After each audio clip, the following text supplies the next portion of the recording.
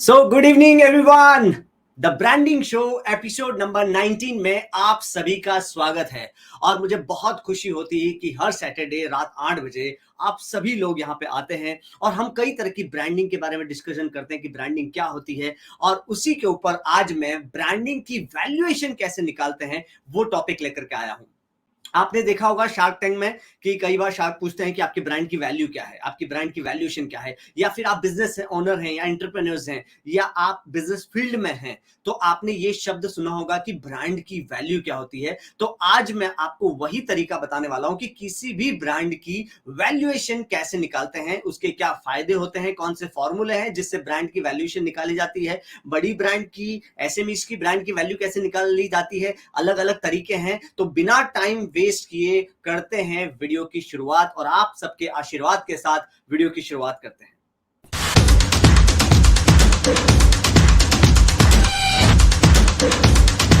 दोस्तों, तो episode number 19 लेकर के आया हूं ब्रांडिंग वैल्यूएशन के ऊपर। तो ब्रांडिंग की वैल्यूएशन कैसे निकालते हैं? अब ब्रांडिंग की वैल्यूएशन कैसे निकालते हैं ये सीखने से पहले हम ये सीखेंगे कि ब्रांडिंग की वैल्यूएशन कैसे नहीं निकालते हैं।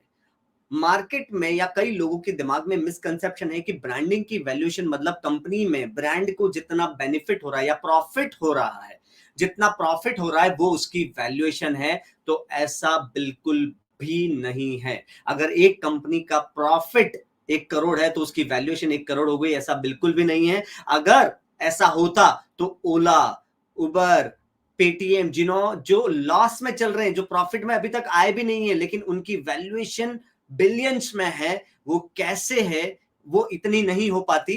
तो वो हम आगे जानेंगे कि कैसे उनकी वैल्यूएशन इतना, जबकि उन्होंने प्रॉफिट की अभी तक शुरुआत भी नहीं करी है। ऐसे बहुत सारे प्लेटफॉर्म्स हैं या ब्रांड हैं जिनको बहुत फंडिंग मिली है, बहुत इन्वेस्टर्स हैं, लेकिन वो अभी तक प्रॉफिट में नहीं पहुंचे, लेकिन वो बहुत अच्छा काम कर रहे हैं। तो आज हम समझेंगे कि ब्रांड की वैल्यूएशन कैसे निकालते हैं। तो एक तो आप लोग ये समझ गए कि प्रॉफिट के हिसाब से ब्रांड की वैल्यूएशन नहीं निकलती। दूसरा, कई बार लोगों के दिमाग में गलतफहमी होती है कि ब्रांड की जितनी सेल्स हो रही है, जितना हम सेल कर रहे हैं और जितना टर्नओवर है हमारा, वो हमारी ब्रांड की वैल्यूएशन है। अगर एक कंपनी का टर्नओवर 5 करोड़ है तो 5 करोड़ उसकी वैल्यूएशन है, तो ऐसा भी बिल्कुल भी नहीं है। कंपनी की वैल्यूएशन का सेल्स और प्रॉफिट से कोई लेना देना नहीं है। तीसरा, कई बार लोगों के दिमाग में यह मिथ होता है कि ब्रांड का, अब इस मान लो सपोज अगर कोई स्टार्टअप है और उसको जितने अमाउंट की जरूरत होती है एज ए इन्वेस्ट, मतलब उसको सपोज अपना बिजनेस एक्सपांड करने के लिए उसको 20 लाख की जरूरत है, तो वो लोगों को बोलता है कि मुझे 20 लाख दीजिए, मैं 10% इक्विटी मतलब 10% शेयर अपनी कंपनी का आपको देता हूं अगर आप मुझे 20 लाख रुपए देते हैं। तो 20 लाख रुपए देकर के सामने वाला जो बंदा होता है, इन्वेस्टर होता है, वो 10% उस कंपनी का ओनर बन जाता है। यानी कि 20 लाख रुपए दिए, 10% का वो ओनर बन गया, तो 20 लाख का 10% कितना होता है? तो वो उसकी कंपनी की वैल्यू हो गई। तो ये भी बिल्कुल गलत तरीका है, ऐसे वैल्यूएशन नहीं निकाली जाती है। तो अब मैं आपको बताता हूं कि ब्रांड की वैल्यूएशन निकालना कैसे निकालते हैं, कैसे उसके फॉर्मूलाज हैं, उसके ऊपर अपन बात करते हैं। तो सबसे पहले हमें यह समझना होगा कि कोई भी ब्रांड की वैल्यूएशन अगर हम निकालते हैं तो वो दो तरीके से निकाली जाती है, एक उसके फाइनेंस के बेसिस पे और एक उसके नॉन फाइनेंस के बेसिस पे। और फाइनेंस के बेसिस पे भी कई तरीके हैं। उसमें सबसे पहला तरीका है जिसको हम बोलते हैं मार्केट कैप वैल्यू। जो बिग इंडस्ट्रीज होती है, मार्केट कैप मतलब एक कंपनी के जितने शेयर आउटस्टैंडिंग है, आउटस्टैंडिंग मतलब जितने शेयर उन्होंने मार्केट में अलॉट कर रखे हैं, वो किसी न किसी स्टॉक होल्डर के पास है या कॉर्पोरेट्स के पास है, तो जितने शेयर उनके मार्केट में हैं multiplied by current share value. मतलब सपोज एक कंपनी के 5,000 शेयर उनके मार्केट में है, जो लोगों ने खरीद के रखे हैं, स्टॉक होल्डर्स ने रखे हुए हैं या कॉर्पोरेट्स ने लेकर के रखे हुए हैं। तो इन सच अ वे उन्होंने जितने शेयर लेके रखे हुए हैं उन्होंने कंपनी में उतना इन्वेस्ट किया, राइट। और पर शेयर का वैल्यू मान लो 1,000 रुपीज है, तो कंपनी की वैल्यू होगी 5,000 इंटू 1,000। ये होता है मार्केट कैप वैल्यूएशन, जिसको बोलते हैं फाइनेंस के बेसिस पे। लेकिन इतना इनफ नहीं होता है।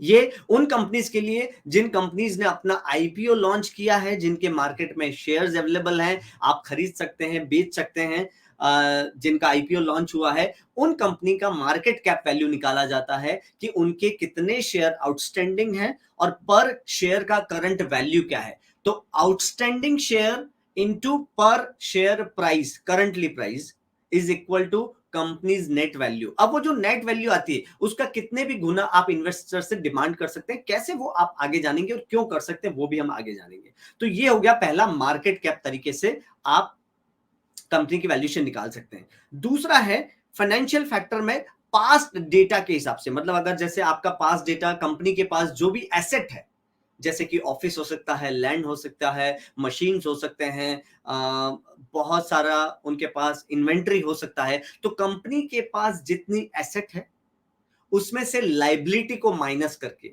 अगर कंपनी के पास एसेट फॉर एग्जांपल 5 करोड़ की है और मार्केट में उनको 2 करोड़ देना है, मतलब 2 करोड़ उनको, उनके वेंडर्स हो सकते हैं, सप्लायर्स हो सकते हैं, उनको 2 करोड़ उनको देना बाकी है, तो 5 करोड़ कंपनी के पास एसेट है, 2 करोड़ उनको मार्केट में देना बाकी है, तो 5 माइनस 2 यानी कि 3 करोड़ रुपीस का कंपनी का वैल्यूएशन है। ये फिनेंस के बेसिस पे अपन निकाल सकते हैं कि कंपनी के पास जितनी भी एसेट है, टोटल एसेट आ गई, जिसमें लैंड, प्रॉपर्टी, कंपनी के नाम से जो भी चीजें हैं, ऑफिसेज हो सकते हैं, मशीन्स हो सकते हैं, ये सारे में से लाइबिलिटी को माइनस कर देते हैं तो कंपनी की वैल्यूएशन आती है। अब ये तो होगी फिनेंस के बेसिस पे, और ये जो वैल्यू आती है उसमें आप कितने भी गुना इनटू कर सकते हैं, 5 टाइम्स उसका मांग सकते हैं या 10 टाइम्स भी मांग सकते हैं, कैसे वो आगे जानेंगे, कि क्यों मैं बार बार ऐसे बोल रहा हूं कि जितना आपका वैल्यूएशन निकला है उसका 5 टाइम्स आप मांग सकते हैं, वो हम आगे समझेंगे। दूसरा तरीका है कि फ्यूचर बेसिस पे, मतलब जिसमें आप फिनेंस की ये तो एक तो था पास्ट डेटा के बेसिस पे, एक है फ्यूचर डेटा के बेसिस पे। फ्यूचर मतलब आपको अपने कंपनी के आने वाले 5 साल का बैलेंस शीट बना के रखना है कि आप कैसे लीड जनरेट करेंगे, आप कैसे आपका बिजनेस आएगा, आपका अगले साल कितना टर्नओवर होने का एक्सपेक्टेड है। मान लो आप दिखाते हैं कि अगले साल आपका 10 करोड़, इसके बाद 20 करोड़, इसके बाद 50 करोड़, आपका अगले आने वाले 5 सालों में 50 करोड़ का टर्नओवर होने वाला है। अब जो इन्वेस्टर रहेगा वो आपसे पूछेगा कि भाई कैसे 50 करोड़ होने वाला है, और आपका करंट टर्नओवर मान लो सपोज 1 करोड़ है, बट आपके प्रोडक्ट में दम है, आपका प्रोडक्ट ऐसा है जो यूनिक है, मार्केट में यूनिक है, बस आपको अगर फंडिंग मिल जाती है तो वो प्रोडक्ट जो है वो मार्केट में धमाका कर देगा, उसकी अच्छे से सेल्स हो सकती है। तो आपका करंट टर्नओवर भले ही 1 करोड़ है, लेकिन आपने अपने फ्यूचर डेटा बेसिस पे 5 साल की बैलेंस शीट बनाई है, एक प्रेजेंटेशन बनाई है, उस बैलेंस शीट में आपने दिखाया है कि कैसे आप लीड जनरेट करने वाले हैं, कैसे आप लोगों को हायर करने वाले हैं, कैसे आप कंज्यूमर तक पहुंचने वाले हैं, कितने आपके डीलर्स होने वाले हैं, कितने आपके जो भी सप्लायर्स होने वाले हैं, ये सारा कैसे करने वाले हैं, और अगले साल आपका टर्नओवर कितना होगा, दूसरे साल आपका टर्नओवर कितना होगा, 3 साल बाद कितना होगा, 4 साल बाद कितना होगा, 5 साल बाद कितना होगा। ये पूरा प्रॉपर प्लानिंग के साथ अगर आपका प्रेजेंटेशन रेडी है, जिसमें आपको बेसिकली अपने ब्रांड का एक स्टोरी सुनाना है कि कैसे आप 50 करोड़ तक पहुंचने वाले हैं, कि मैं इस तरीके से लीड जनरेट करूंगा, मैं मार्केटिंग में इतना पैसा खर्च करके इतनी लीड जनरेट करूंगा, मेरे पास सेल्स की ऐसी टीम होगी जो यहाँ पे लोगों को जाकर के प्रोडक्ट के बारे में अवेयरनेस कैंपेन इस तरह से चलाए जाएंगे, हम इस तरह से कंज्यूमर तक पहुंचने वाले हैं, हम इस तरह से लोगों का फीडबैक लेंगे, जिससे माउथ टू माउथ पब्लिसिटी होगी, ब्रांडिंग होगी, और इस तरह से लोगों तक हम पहुंचेंगे, और अप्रोक्सीमेटली 5 ईयर के अंदर हमारा टर्नओवर 50 करोड़ रुपीस होगा। तो बेसिकली आपको अपने इन्वेस्टर के सामने अपनी पूरी आने वाले 5 सालों की, यानी कि फ्यूचरिस्टिक एक इमेजिनरी आपको, but with fact, imaginary but fact, fact के साथ, बिकॉज आप हवा में तीर नहीं चला सकते कि 5 साल बाद आपका टर्नओवर 50 करोड़ होगा। वो 50 करोड़ कैसा होगा अगर आप फैक्ट के साथ अपनी कंपनी की एक पूरी स्टोरी बनाते हैं और अपने इन्वेस्टर को प्रेजेंटेशन देते हैं, जिसमें आप उनको ये कन्विंस कर पाते हैं कि वाकई में आपके प्रोडक्ट में दम है और 50 करोड़ का आप टर्नओवर करने वाले हैं, तो आपकी कंपनी का भले ही टर्नओवर 1 करोड़ हो, भले ही प्रॉफिट करंट स्टेट में आपका 0 हो, लेकिन आपकी कंपनी की वैल्यूएशन 50 करोड़ हो सकती है अगर आप ये प्रूव कर देते हैं कि आने वाले 5 सालों में आप इतना टर्नओवर करेंगे।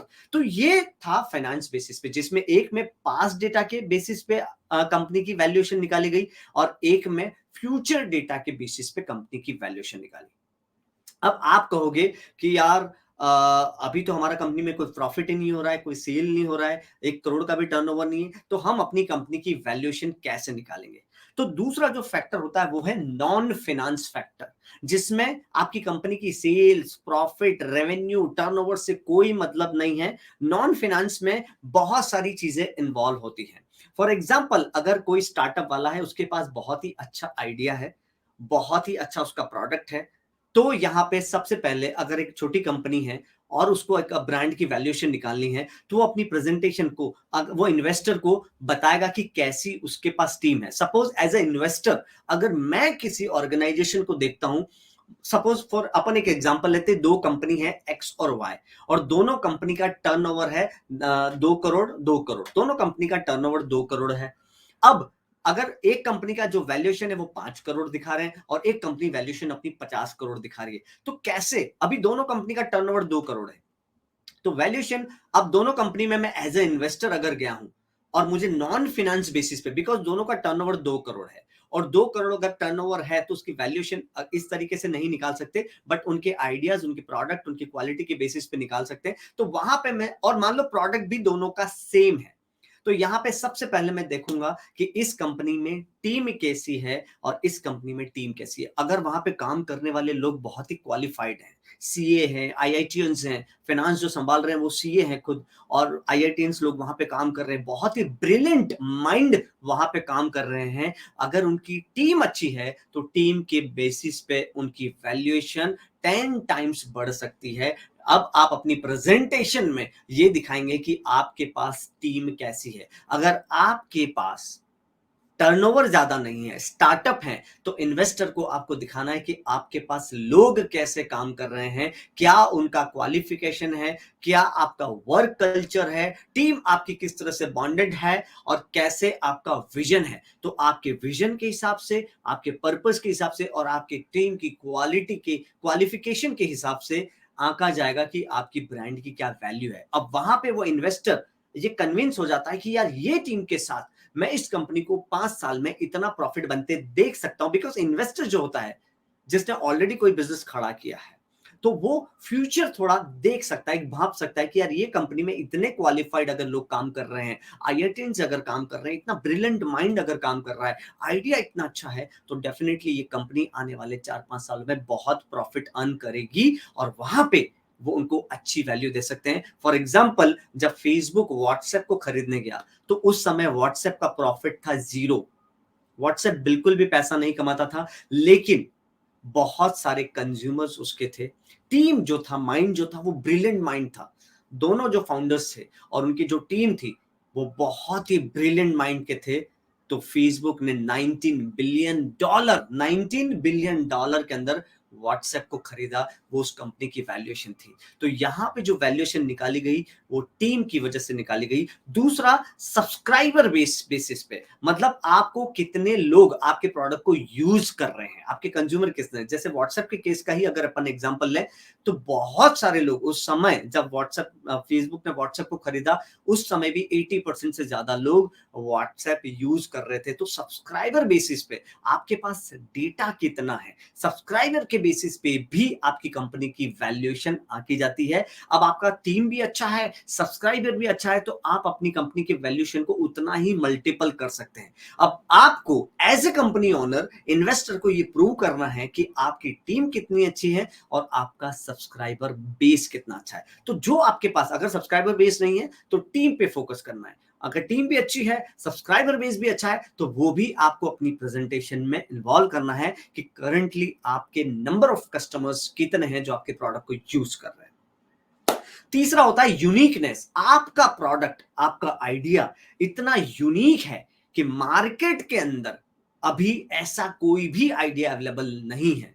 फॉर एग्जाम्पल, जब सबसे पहले उबर आए थे या ओला आए थे, तो उस समय उबर के ऑनर को सबसे पहले ये तकलीफ हुई थी, वो किसी सिटी के अंदर गए थे और वहां पे उनको वहां की लोकल लैंग्वेज बोलने नहीं आ रही थी, तो उनको किसी लोकल कैब वाले ने उनको उल्लू बनाया था, पास में ही था और उनको बहुत ज्यादा पे करना पड़ा था। तो उनके दिमाग में एक थॉट आया था कि यार एक सिमेट्रिक सिस्टम होना चाहिए जहां पे जेन्युइन आपको ड्राइवर मिले, जिसका डिटेल्स आपके मोबाइल के अंदर हो और ऐप आपको बताए कि कितना पे आपको करना है, एक फिक्स रेट हो, एक ऐप आपको बताए, ताकि आपको कहीं पे भी कोई भी उल्टे रास्ते पर ना ले जा सके या आपको लूट ना सके। और वहां से वो जब आइडिया आया, इसके बाद उनको इतनी फंडिंग मिली। अब उस आइडिया के बेसिस पे उनको पहले दिन से जब उन्होंने इसकी पूरी प्रेजेंटेशन तैयार की, तो वो आइडिया उतना यूनिक था कि दूसरा कोई अवेलेबल नहीं था। अगर आपका आइडिया यूनिक है, आपका प्रोडक्ट यूनिक है, उसकी क्वालिटी यूनिक है, या फिर वो प्रोडक्ट ऐसा है कि वो यूनिक है कि वो एक बार ले लिया उसके बाद मेंटेनेंस की उसमें जरूरत नहीं है, बहुत कम मेंटेनेंस की जरूरत है, तो ऐसा आपका कोई प्रोडक्ट है जो मार्केट में कंपटीटर्स की नींद उड़ा दे, ऐसा अगर आपका प्रोडक्ट है तो डेफिनेटली आपकी कंपनी का जीरो प्रॉफिट हो, जीरो सेल्स हो, जीरो रेवेन्यू हो, लेकिन फिर भी आपको इन्वेस्टर आपके आइडिया से अट्रैक्ट होकर के आपकी ब्रांड की वैल्यू निकाल सकते हैं। दैट गोइंग टू बी, मतलब अगर उनको लग रहा है कि 5 साल के अंदर अगर हम 1 बिलियन यूजर तक पहुंच सकते हैं तो आपकी कंपनी सिर्फ आइडिया बेसिस पे भी कम से कम 40-50 करोड़ भी पा सकती है, depend upon investor and the given presentation की किस तरह की आपकी प्रेजेंटेशन दे रहे हैं, आपका आइडिया कैसा है। तो आइडिया के यूनिकनेस के बेसिस पे भी आपका ब्रांड की वैल्यूएशन निकाला जाता है। तीसरा, जैसे मैंने बताया, नेटवर्क बेसिस पे कि आपका जो कंपनी का जो ब्रांड है उसका नेटवर्क कितना, मतलब कितने डीलर्स हैं मार्केट में, कि या कितने सप्लायर्स हैं, कितने लोग सेल करने वाले हैं, वो लोग ट्रेंड हैं या नहीं है, और कितने डीलर्स कितना प्रोडक्ट आपका सेल कर रहे हैं, तो कितने आपके मार्केट में नेटवर्किंग, मतलब आपके कॉन्टैक्ट कितने हैं, आपके कनेक्शंस कितने अच्छे हैं उस फील्ड के अंदर, उस फील्ड में आपको आगे बढ़ाने के लिए आपके कनेक्शंस कितने अच्छे हैं, तो आपके नेटवर्किंग के हिसाब से भी आपकी ब्रांड की वैल्यूएशन बढ़ाई जा सकती है। अब ये जो चीजें मैं बता रहा हूं, ये क्लब भी हो सकते हैं, आपकी टीम भी अच्छी है, आपका आइडिया भी यूनिक है, आपका सब्सक्राइबर बेस भी अच्छा है। अब व्हाट्सएप के केस में लें तो ये सारी चीजें उनमें अच्छी थी, यूनिकनेस था ऑब्वियसली, जिन्होंने मैसेज सिस्टम को खत्म कर दिया, टीम बहुत अच्छी थी, सब्सक्राइबर बेस बहुत ज्यादा था, तो ये सारी जब चीजें होती की तो व्हाट्सएप की जो वैल्यूएशन है कि सबसे पहले टीम बेसिस पे 3 बिलियन काउंट हो गई, अब सब्सक्राइबर बेसिस पे उनकी 6 बिलियन काउंट हो गई, इसके बाद उनका नेटवर्किंग बेसिस पे उनकी 10 बिलियन काउंट हो गई, और ऐसे बढ़ते बढ़ते उनकी वैल्यूएशन जब टोटल बनी तो $19 बिलियन उनकी वैल्यूएशन बनी, और इस तरह से फेसबुक ने व्हाट्सएप को खरीदा। तो एक एक पैरामीटर को देखा जाता है और एक एक पैरामीटर्स के हिसाब से आपकी कंपनी की वैल्यूएशन निकाली जाती है। अब इस केस में आपकी कंपनी का सेल्स चाहे ना हो, करंट स्टेट में ना सेल्स है, प्रॉफिट भी अगर आप नहीं है, फिर भी आपकी वैल्यूएशन करोड़ों में जा सकती है। जैसा कि मैंने बोला कि प्रॉफिट भी जीरो है, रेवेन्यू भी जीरो है, लेकिन फिर भी आपकी कंपनी की वैल्यूएशन करोड़ों, कई बार आपने सुना होगा कि कंपनी की वैल्यूएशन इतनी है, तो हम सोच में रह जाते हैं यार इतनी वैल्यूएशन कैसे हो गई। वो इसी वजह से होती है कि टीम अच्छी, सब्सक्राइबर बेस अच्छा, आइडिया यूनिक, इसके बाद तो वैल्यूएशन होना ही है।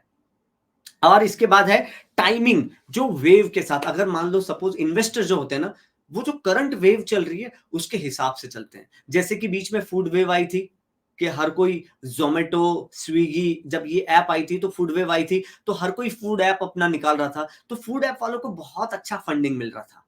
अब बीच में एक रियल एस्टेट वेव आई थी, तो रियल एस्टेट के जितनी ऐप वगैरह हैं उनको, जितने प्लेटफॉर्म्स हैं उनको अच्छी फंडिंग मिल रही थी।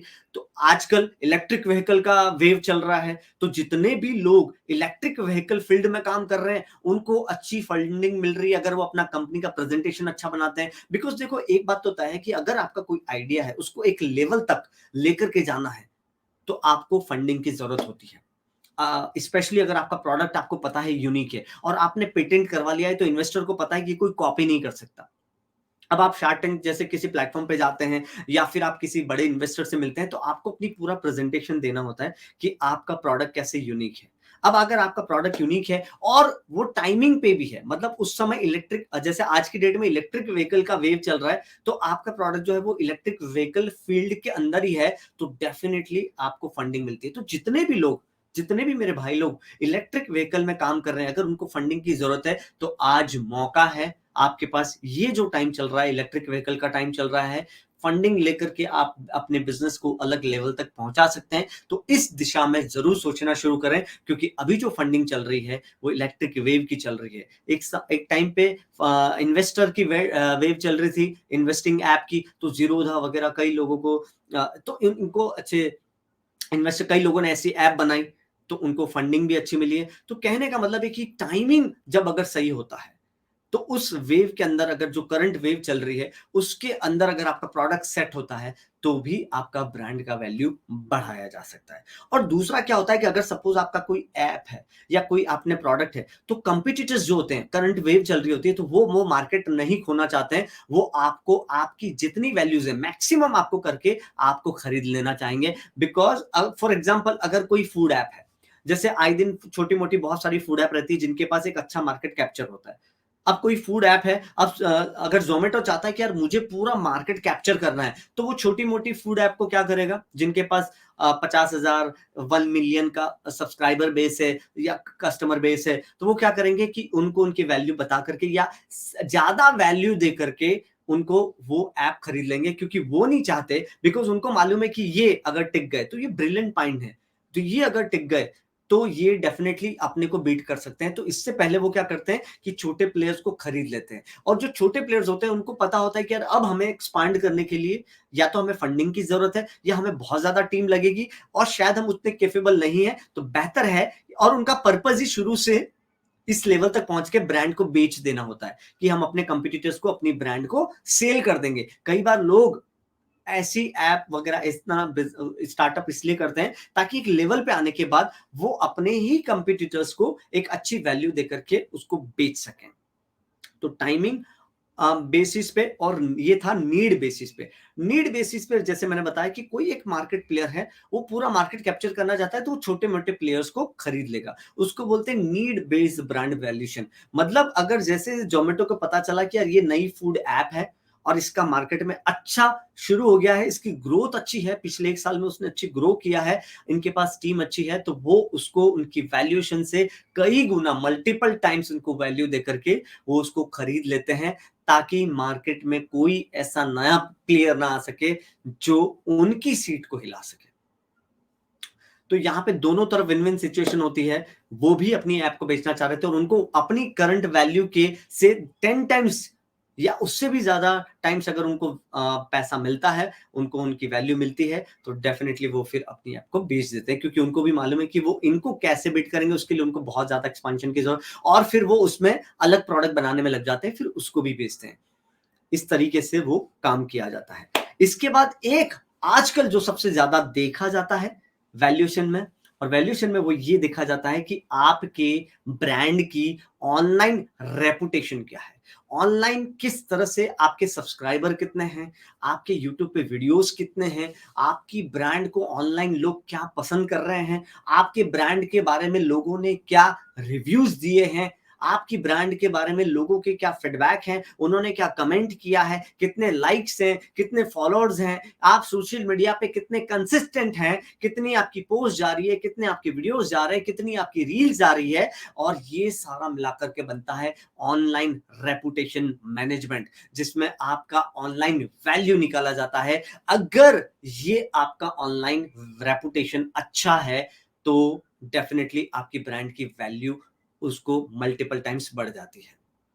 और ऑनलाइन रेपुटेशन क्यों देखा जाता है, बिकॉज ऑनलाइन अगर वो ब्रांड का कंसिस्टेंसी अच्छा है, उसके वीडियोस और रील्स वगैरह जा रहे हैं, तो अगर उसको लोग पसंद कर रहे हैं तो डेफिनेटली वो प्रोडक्ट अच्छा है, डेफिनेटली उसको लोग ज्यादा पसंद कर रहे हैं, तो वो प्रोडक्ट मार्केट में बिक सकता है, उनकी रीच अच्छी है। और आजकल सबसे बड़ा मीडियम है डिजिटल मीडियम, जहां पे लोग, तो वो ऑनलाइन जरूर देखा जाता है। अगर आपका ब्रांड का ऑनलाइन कोई फॉलोअर्स नहीं है, फेसबुक पेज नहीं है, यूट्यूब चैनल नहीं है, कहीं पे भी आपने अपने ब्रांड के बारे में नहीं बता रखा है, तो वहां पे आपकी ऑनलाइन रेपुटेशन हो जाती है जीरो। फिर आपकी ब्रांड की वैल्यू आपको उतनी नहीं मिलती है जितना आप सोचते हैं। ये उसी तरीके से होता है जैसा हमारा एक वो स्कोर होता है ना, कि हम अगर समय, क्रेडिट स्कोर जिसको बोलते हैं, कि अगर आप समय पे ईएमआई भरते हो, समय पे बिल्स पे करते हो, आपका कोई चेक बाउंस नहीं होता है, तो आपका क्रेडिट स्कोर अच्छा रहता है। सिमिलरली ऑनलाइन रेपुटेशन देखी जाती है आपकी ब्रांड की वैल्यू निकालते वक्त, कि आपके ब्रांड के कि ऑनलाइन कितने उसके सब्सक्राइबर हैं, फॉलोअर्स हैं, लाइक्स हैं, कमेंट्स हैं, लोगों के क्या कमेंट्स हैं, फीडबैक क्या है, और टेस्टिमोनियल्स कैसे हैं, इन सब पे देखा जाता है। तो आपकी टीम अच्छी है, आपका नेटवर्क अच्छा है, आपका सब्सक्राइबर बेस अच्छा है, टाइमिंग के हिसाब से, वेव के हिसाब से, करंट ट्रेंड के हिसाब से अगर आपका प्रोडक्ट है, नीड बेस है, और ऑनलाइन रेपुटेशन भी उसका अगर अच्छा है, तो ये अगर जब क्लब कर देते हैं, तो नॉन फाइनेंशियल बेसिस पे, मतलब आपकी कंपनी का रेवेन्यू भले ही छोटा सा हो, 5 लाख हो, 10 लाख हो, लेकिन आपकी वैल्यू 50 करोड़, 100 करोड़ भी हो सकती है। तो ऐसे वैल्यू निकालते हैं। तो 2 तरीके मैंने आपको बताए हैं कि एक फाइनेंशियल बेसिस पे निकाला जाता है और एक नॉन फाइनेंस बेसिस पे निकाला जाता है। फाइनेंस बेसिस में एसेट्स में से लायबिलिटी को माइनस कर दो तो आपकी कंपनी की नेट वैल्यू आ जाती है, और आपकी फ्यूचर प्लान बेसिस रिपोर्ट्स के हिसाब से 5 साल की बैलेंस शीट के हिसाब से, आने वाले 5 साल के हिसाब से, आपके प्लान के हिसाब से, फ्यूचर प्लान के हिसाब से कि आप उन पैसों का क्या-क्या करने वाले, फ्यूचर प्लान में आपका कितना बिज़नेस बढ़ने वाला है, अगर वो आप इन्वेस्टर को कन्विंस कर लेते हैं, तो आपका एसेट माइनस लायबिलिटी और जितना is equal to net value आया है, उसका 10 टाइम्स भी आपका कंपनी का वैल्यू आपको मिल सकता है। कैसे? जैसे कि 5 करोड़ का टर्नओवर है, 5 करोड़ की एसेट है कंपनी की, माइनस 2 करोड़ का आपका लायबिलिटी है, देना है कंपनी को, 3 करोड़ का आपका टोटल वैल्यू है, लेकिन अगले 5 साल में आप 50 करोड़ तक पहुंचने वाले हैं। ऐसा आपके पास प्लान और प्रेजेंटेशन रेडी है विथ फैक्ट के साथ, तो और इन्वेस्टर उससे कन्विंस हो जाते हैं, तो आपका जो करंट 3 करोड़ वैल्यू है, उसका आपको 50 टाइम्स भी आपकी करंट कंपनी की वैल्यूएशन आकी जा सकती है, डिपेंड अपॉन योर कि कैसी आपने बैलेंस शीट बनाई है। तो इस तरीके से कंपनी की वैल्यूएशन निकाली जाती है। अब आप बोलोगे कि यार मनीष जी, ये कंपनी की वैल्यूएशन आखिर निकालता कौन है? कैसे निकालते हैं? तो मैं बहुत जल्द वीडियो बनाऊँगा जिसमें हम किसी कंपनी को लेकर के हम उनका वैल्यूएशन निकालेंगे। लेकिन सीए जो हैं, वो कंपनी की वैल्यूएशन निकाल सकते हैं, लेकिन वो सारा डेटा आपसे ही पूछेंगे कि अगले 5 साल में आपका क्या प्लान है? आप कैसे अगर आपको 50 लाख रुपए दे दिए जाए तो उसको कैसे इन्वेस्ट करने वाले हैं? क्या-क्या चीज़ों की आपको ज़रूरत है? कैसे आप लीड जनरेट करेंगे? कौन-सी आपके पास सेल्स टीम रहेगी? कितनी क्वालिफाइड आपके पास सेल्स टीम रहेगी? कितना आप अगले साल टर्नओवर करेंगे? उसके अगले साल कितना करेंगे? अगले 5 सालों में आपका टर्नओवर कितना होने वाला है? ये सब सीए आपसे पूछेगा और वो इसी तरीके से आपकी कंपनी की वैल्यूएशन निकालेगा, राइट? और इसके बाद जो रजिस्टर्ड वैल्यू क्रिएटर्स होते हैं, वो भी इस तरह से आपकी वैल्यू निकाल सकते हैं। जो रजिस्टर्ड होते हैं, गवर्नमेंट रजिस्टर्ड होते हैं, वो आकर के आपसे सारा डेटा पूछेंगे और आपकी कंपनी की वैल्यूएशन निकाल सकते हैं। और मैं तो कहता हूं कि अगर आपको इन्वेस्टर की जरूरत हो या ना हो, आपको अपने कंपनी की वैल्यूएशन निकाल के रखनी चाहिए। इससे आपको समझ में आएगा कि आपने अभी तक कितना इस कंपनी में पसीना बहाया है। जो वैल्यूएशन आपकी निकलती है, आपको पता चलता है कि किस तरीके से आपको काम करना है। यहाँ पे बहुत अच्छा एक कमेंट है, valuable information, thanks Sonali ji बोलती हैं। Thank you so much Sonali ji for joining. अब यहाँ पे जब हम वैल्यूएशन निकालते हैं कंपनी की, अब उससे बेनिफिट क्या-क्या होते हैं? वैल्यूएशन निकालने से ये बेनिफिट होता है, पहला कि जब भी आपको अपना एक्सपांड करना है, स्केलेबल करना है, और जब भी आपके वे में कोई इन्वेस्टर आया है या जब आप इन्वेस्टर के सामने जाके प्रेजेंटेशन देते हैं, तो आप अपने कंपनी की बारीकियां जानते हैं कि कितना आपका आउटस्टैंडिंग अमाउंट है, कितना आपके पास बैलेंस है, कितना आपके पास लायबिलिटी है, ये सब आपको पता होता है। और जब हकीकत कंपनी की आपको पता होती है, तो आप उसी एनर्जी के साथ आप काम करते हैं। ये बहुत ज्यादा जरूरी होता है, क्योंकि कई बार कंपनी के ओनर को पता ही नहीं होता है कि उनका टोटल आउटस्टैंडिंग अमाउंट कितना है, उनकी टोटल लायबिलिटी कितनी है। और होता क्या है, जो इंसान ज्यादा चिल्लाता है उसको पहले पेमेंट किया जाता है, जो चुप है उसको पेमेंट नहीं किया जाता है, और इससे आपकी ब्रांड वैल्यू खराब हो जाती है। उससे आपकी कंपनी का नाम मार्केट में खराब हो जाता है, वेंडर्स की ग्रुप में खराब हो जाता है, सप्लाईज की लिस्ट में खराब हो जाता है, नेटवर्किंग ग्रुप में खराब हो जाता है। और आपके एम्प्लॉइज के अंदर इतने क्वालिफाइड अगर नहीं है, तो वहां पे भी आपकी सर्विस और क्वालिटी अगर अच्छी नहीं है, तो आपकी ब्रांड की वैल्यू खराब हो जाती है। फिर चाहे आप 20 साल 50 साल से कंपनी आप चला रहे हैं, आपकी ब्रांड की वो वैल्यू नहीं बन पाती है। तो ये था आज का मेरा वीडियो, जिसमें ब्रांड की वैल्यूएशन कैसे निकालते हैं और उसके क्या बेनिफिट होते हैं वो मैंने आपको बताया। और जब आप ब्रांड की वैल्यू निकालते हैं, तो इससे बेनिफिट दूसरा ये है कि आपको अपने कंपनी में कैसे कहां इंप्रूवमेंट करना है, वो आपको पता चलता है। सपोज आप ब्रांड की वैल्यू निकालते वक्त आप देखते हैं कि यार आपका लायबिलिटी तो 10 करोड़ का है और कंपनी का टर्नओवर टोटल प्रॉफिट तो 5 करोड़ का है, 10 करोड़ का लायबिलिटी है, तो आपको एक्चुअल हकीकत पता चलती है, जिससे आपको ये पता चलता है कि आपको किस सेक्टर में काम करना है। आपको अपनी वैल्यूएशन निकालते वक्त देखा कि आपकी सेल्स बहुत कम है, जितनी भी हुई है वो बहुत अच्छे हैं, क्लाइंट बहुत खुश है, आपका प्रोडक्ट अच्छा है, यूनिक अच्छा है, लेकिन आपकी सेल्स बहुत कम हो रही है, तो इसका मतलब आपको अपनी सेल्स टीम पे काम करना है। तो जब आप अपनी वैल्यूएशन निकालते हैं, तो आपको अपने कंपनी के वीक पॉइंट्स पता चलते हैं, जहां पर आप काम कर सकते हैं। और ये बहुत ज्यादा जरूरी होता है कि हमें हमारी कंपनी के वीक पॉइंट्स पता हो, भले हम किसी को कहें ना, लेकिन हमें पता हो कि हमें यहाँ पर काम करना है। एक बिल्डिंग अगर खड़ी रहती है, अगर उसको 4 पिलर्स पे वो खड़ी है, 1 पिलर कमज़ोर है, 3 पिलर बहुत मज़बूत हैं और 1 पिलर कमज़ोर है जो सेल्स का है। 3 पिलर एचआर के, अकाउंट्स के वो सब मज़बूत हैं, लेकिन 1 पिलर कमज़ोर है, तो क्या वो बिल्डिंग खड़ी रह पाएगी? नहीं। 1 पिलर टूटेगा, वो बिल्डिंग गिर जाएगी। तो ज़रूरी है कि चारों पिलर या जितने भी पिलर्स पे आपकी कंपनी टिकी हुई है, एचआर हो सकता है, फाइनेंस हो सकता है, अकाउंट्स हो सकता है, मार्केटिंग हो सकता है, ब्रांडिंग हो सकता है, ये सारे पिलर्स मज़बूत होने चाहिए।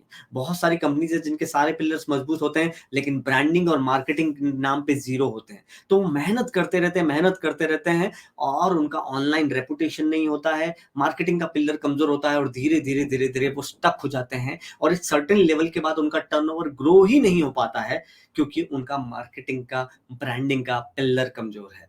तो हमें ये जानना बहुत ज़रूरी है कि हमारी कंपनी का कौन-सा पिलर है जो कमज़ोर है। तो जब ब्रांड की वैल्यू निकालते हैं, तो हमें ये सब चीज़ें हमारी आँखों के सामने होती है कि हमारा कौन-सा पिलर कमज़ोर है। और ये हमें जानना बहुत ज़्यादा ज़रूरी है। तो ये बेनिफिट्स हैं आपको कंपनी की ब्रांड वैल्यू निकालने से। तो ब्रांडिंग का ये बहुत ही इंपॉर्टेंट टॉपिक आज मैं लेकर के आया था कि ब्रांड की वैल्यूएशन कैसे निकाली जाती है और मैं उम्मीद करता हूँ कि आपको मेरा वीडियो बहुत अच्छा लगा होगा। अगर आपको अच्छा लगा हो तो प्लीज़ आप अपने फेसबुक पर, जहाँ पे भी आप मुझे देख रहे हैं, लिंक्डइन पर शेयर का बटन दबा दीजिए ताकि ये इंपॉर्टेंट इन्फॉर्मेशन बाकी लोगों तक भी जा सके।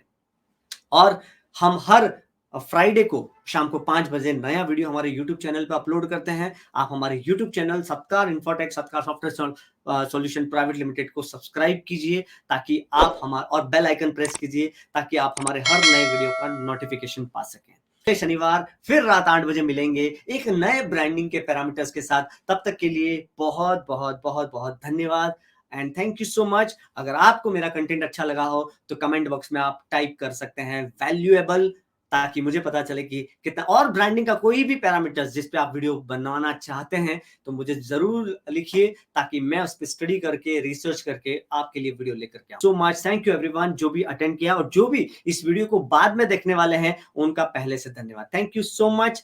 मिलते हैं अगले शनिवार रात 8 बजे। Thank you so much. और इसी तरह के नॉलेजेबल वीडियो पाने के लिए आप हमारे चैनल को सब्सक्राइब करें और बेल आइकन प्रेस करें ताकि हर नए वीडियो की नोटिफिकेशन आपको मिल सके।